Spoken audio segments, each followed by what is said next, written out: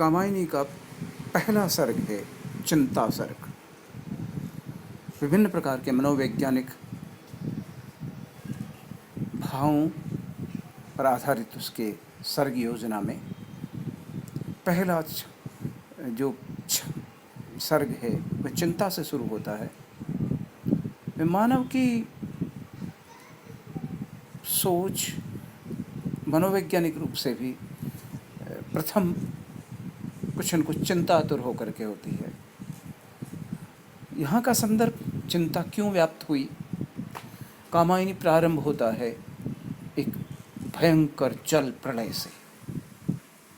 उसकी कथा शतपथ ब्राह्मण के मनु से संदर्भित अर्थ पर आधारित है। मनु मानवीय सृष्टि के आदि पुरुष के रूप में प्रस्तुत हैं। वैवस्वत मनु जो सप्तम मनु माने जाते हैं मनु परंपरा में, भारतीय परंपरा में, वो मनु देव सृष्टि के अवशिष्ट हैं, अवशेष हैं। भारत जाता था पहले यहाँ पर देवता निवास करते थे, स्वर्ग था। उस देव सृष्टि में प्रसाद जी के अनुसार प्रलय हुआ। प्रलय और सृष्टि की पुनर्रचना की गाथाएं भारतीय ग्रंथों में बहुत मिलती है। उस प्रलय के, जल प्रलय के ठीक पश्चात का संदर्भ यहाँ से शुरू होता है। देवताओं की सृष्टि, देवता जो अमर थे, अजर थे,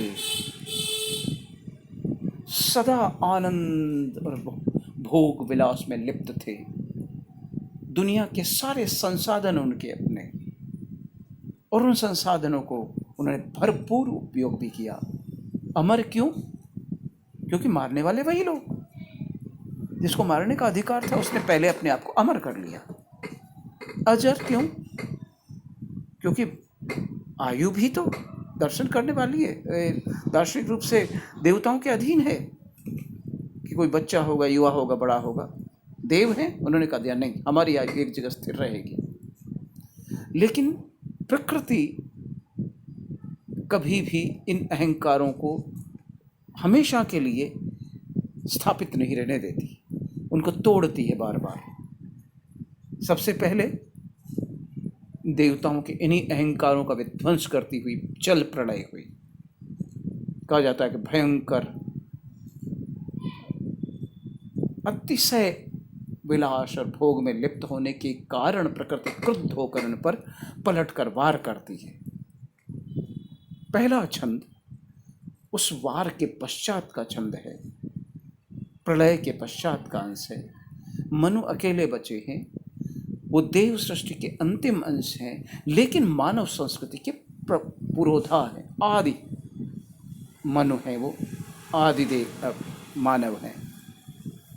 तो वे उस प्रलय में उनकी नौका कहीं बहती हुई आई। उस नौका में से आकर उस नौका को किसी महामत्स्य ने कथा के अनुसार उलट दिया। और उल्टा कहाँ पर? हिमालय पर्वत पर। भारतीय संदर्भ में सबसे ऊंचा स्थान हिमालय पर्वत चोटी कहा जाता है। पहले भारत में भी काफ़ी बड़े एरिया में, भारतीय भूभाग पर भी नहीं था, समुद्र का अंश था, राजस्थान से होते हुए जहाँ पर दिखाया जाता है। तो उस जल प्रलय में सबसे ऊंची चोटी हिमगिरी, हिमालय पर्वत, उसका नाम ही हिम से है, इन बर्फीला पर्वत, इतना ऊंचा कि उस पर बर्फ जमी रहती थी। हिमगिरी के उत्तुंग शिखर पर, ऊंचे, उत्तुंग यानी बहुत ऊंचे, सबसे ऊंचे शिखर के आसपास में, उत्तुंग ऊंचे शिखर के आसपास में बैठ शिला की शीतल छां, एक पुरुष भीगे नयनों से देख रहा था प्रलय प्रवाह।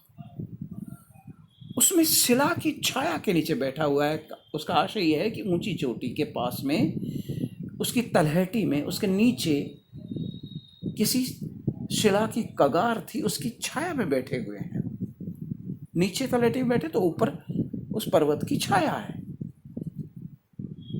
उस छाया में बैठे हुए हैं। वो एक पुरुष, मनु नहीं, मनु का नाम नहीं लिया उन्होंने, सिर्फ एक पुरुष संबोधित किया है। वो गई सृष्टि के विनाश पर और अपने भी सब कुछ, उनका अपना, अपने सारे परिचित, उनका अपने जुड़ाव के सारे लोग सभी खत्म हो गए, उन्हें भी भारी कष्ट सहना पड़ा। उनके नेत्र भीगे हुए हैं, रुआंसे हैं। कारुणिक दृश्य है। वो पानी के इस प्रलयकारी प्रवाह को देख रहे थे, प्रकृति के प्रवाह को देखना ही होता है। इस पृष्ठभूमि को देखें। ये हिमालय का वर्णन एक भौगोलिक चित्रण है, लेकिन इसके साथ में स्वयं मनु के चरित्र और व्यक्तित्व का भी चित्रण इसमें निहित है, और साथ में उनके मनोदशा का चित्रण है।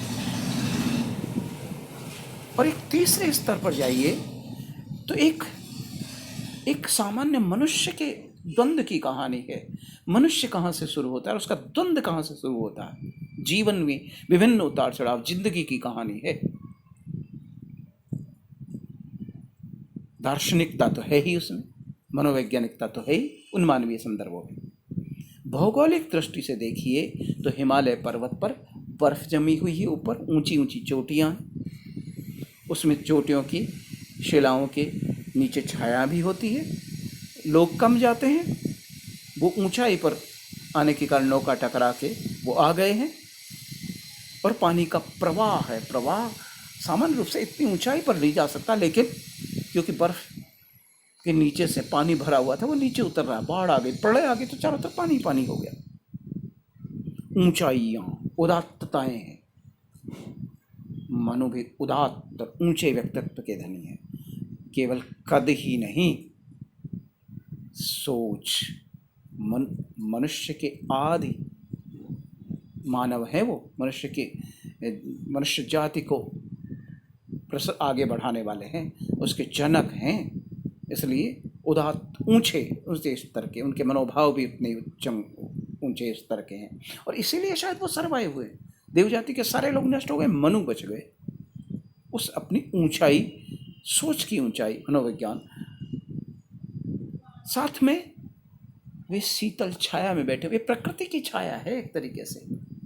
वो देव भी, वो मनु का, मानव का प्रारंभ करता, प्रवर्तक मानव सभ्यता का, वो भी किसी शिला की छाया में बैठा हुआ है। मनुष्य ने शिलाओं से, पर्वतों से, पहाड़ों से, गुफाओं से ही प्रारंभ में निकला होगा, मनुष्य रहा होगा उस संदर्भ में। एक पुरुष विभिन्न अर्थ छवियां रखता है, दार्शनिक रूप से भी, सामान्य रूप से भी। एक नाटकीयता, ट्रेजिक चीज है कि किसी का नाम नहीं लिया, एक पुरुष कोई भी हो सकता है, लेकिन यहाँ पर एक पुरुष मनु की ओर इंगित है। एक पुरुष और प्रकृति का एक द्वैत होता है, जिससे कि सृष्टि का निर्माण होता है, आगे बढ़ती सृष्टि। तात्विक दार्शनिक संदर्भों में, प्रतिभिज्ञ दर्शन में जाइए तो पुरुष एक पुरुष है, जैसे परब्रह्म का अंश हो वो उस रूप में। और आगे चलकर उसकी साइकोलॉजी है, मनोविज्ञान देखिए। आंखें भीगी हुई, दुख और करुणा की स्थिति है। महान प्रलय, प्रकृति के आगे ध्वस्त हो गए, अहंकार सब टूट गया, और नीचे प्रलय का प्रवाह है। जल दो तरफ है, आंखों में भी और नीचे बहाव में भी। आंखों में करुणादायक स्थिति है, नीचे भयंकर प्रलय का प्रवाह है। पूरा द्वंद्व है, प्राकृतिक द्वंद्व, भौगोलिक द्वंद्व, मानसिक द्वंद्व, उत्तुंग शिखर और शिला की छां, दोनों द्वंद्व को गहराते हैं। उदात्त व्यक्तित्व के स्वामी मनु, और साथ में मन में कोमल शीतल भावनाएं भी उतनी हैं। हिमालय का इतना बड़ा ऐश्वर्य और फैला हुआ विस्तार, मनु का खुद का जीवन और पूरा इतिहास, और आगे भी होना है मानव सभ्यता का विकास से, इसलिए उतनी उदात्तता के साथ में, पर साथ में उसमें संवेदनशीलता का अंश मौजूद है। मनु इसीलिए सर्वाइव हुए शायद, उनकी संवेदनशीलता ही यहाँ पर उनको बचा के लेके आई है। सब लोग ध्वस्त हो गए दूसरी चीज़ों के, हाँ, अपने दंभ पर, अपने पूर्वजों पर, अपने साथियों पर, जो उनके देवपृष्ठ के लोग थे, उनके प्रति उनके मन में करुणा है, दया है, भीगा हुआ है, सब कुछ नष्ट हो गया जीवन का। इसलिए प्रलय के प्रवाह को वो देख रहे हैं। ये पूरा छंद जैसे पूरी मनोवैज्ञानिक दशा को प्रस्तुत करता है। आगे का अंश सब बाद में पढ़ेंगे।